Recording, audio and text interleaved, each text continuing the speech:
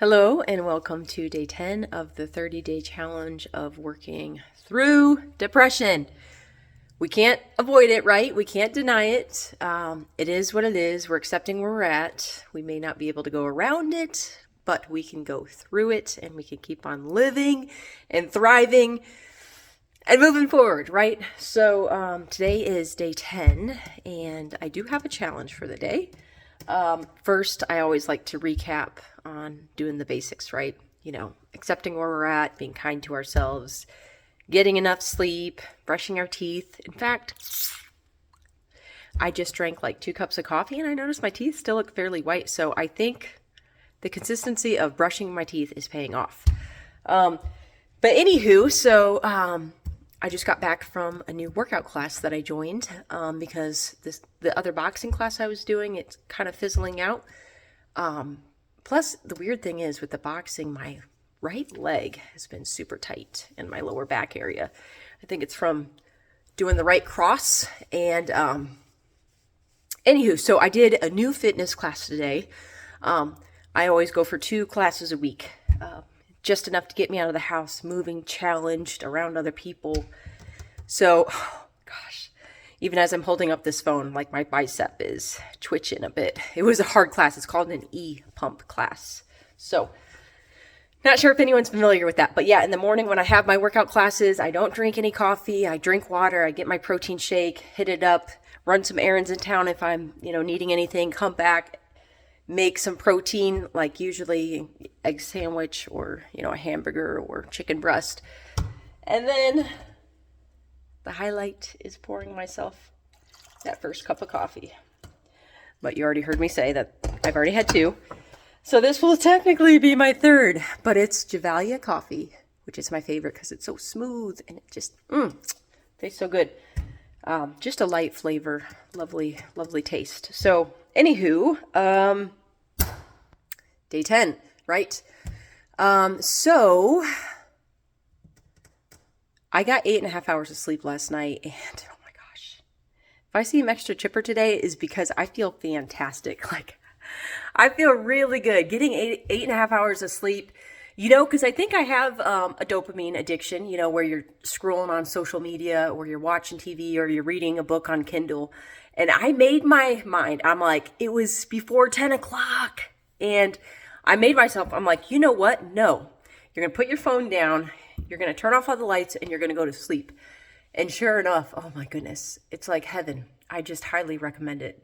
Just do it for me. Get 8.5 hours of sleep or more. It does wonders. It's fantastic. So anywho, before I bring up the challenge for day 10, I wanted to bring something up. Now, I'm going to give away my age, which most women don't like to do, but I wanted to point out that I am in my mid-30s, okay? And it wasn't till a year and a half ago that me and my husband were able to move into this beautiful house that we actually built. We lived in a 1,000 square foot house in a bad neighborhood for about 11 years, where it wasn't unusual for some thug to come running at my door when he saw me. And not to murder me or anything, obviously, but to like ask me for money for weed or whatnot. Okay. So we wanted to move all that time in our 20s, but the finances weren't lined up. The mental clarity wasn't there. So I have so much compassion for people who struggle with mental clarity. I will say in my personal life, I believe in Jesus, and I believe that I have a heavenly Father. And during the most important times of transition in my life, I have prayed, and God has spoken to me and has led me continually. My whole adult life, it's been fantastic. So one day I was just praising and praying, and God spoke to my heart saying, sell your house. And we ended up selling our house at the time where the cost of housing was crazy high. So we got like 30 grand more for it than we normally would. Then we lived with my parents and we built this house for a year and a half. So I just want to encourage anyone out there who's just like, oh, I'm so sick of watching people, they have nice houses, they have nice cars, yada, yada, yada. I did my time, and I know, I get it. It sucks. It really does. Oh man, during my 20s, I was seeing all my friends with nice things, fancy houses, and I'm like, why can't I have that? And also last year, actually, no, let's see, no, just earlier this year, for the first time in my adult life, I bought a nice car for myself. I had been working a sales job for several months. And all my life I drove around older vehicles. And a few months ago, I was able to buy myself a really nice car.